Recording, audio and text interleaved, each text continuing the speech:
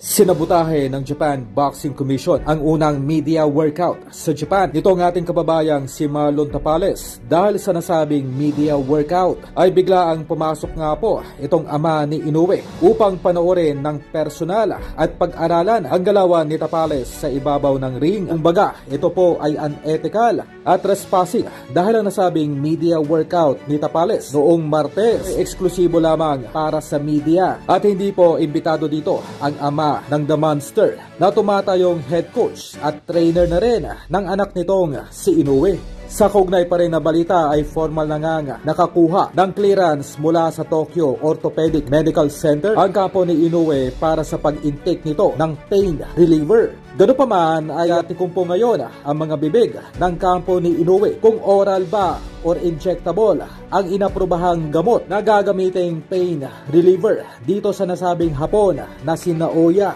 Inoue. Ang nasabing pag-intake po ng pain reliever ay gagawin po isang araw bago ang laban nito kontra Tapales. Kung maalala noong taong 2021 sa isang panayam dito kay Inoue ay nabanggit ng nasabing hapon ang pagtuturok nito ng pain reliever upang maibsan nito di umano ang kanyang back pain. At ang nasabing panayam ay na-ere pa noon ang live sa national TV ng bansang Japan. Ganoon pa man ay no choice pa rin itong si Tapales kundi tanggapin na lamang ang magiging kapalaran nito sa darating na 26 dahil literal na bawal magreklamo itong si Tapales dahil kung susubukan pa nitong umapela at magreklamo sa nasabing pag-intake ni Inoue ng pain reliever ay posibleng i-postpone na naman ng kampo ni Inoue ang nasabing laban at magdeklara pa muli ito ng injury. Kumbaga ay 5 araw na lamang at kikita na ng limpak-limpak itong kampo ni Tapales. Kaya hindi na nakakapagtaka kung sila po ay magbulag-bulagan na lamang sa mga garapalang panglalamang sa kanila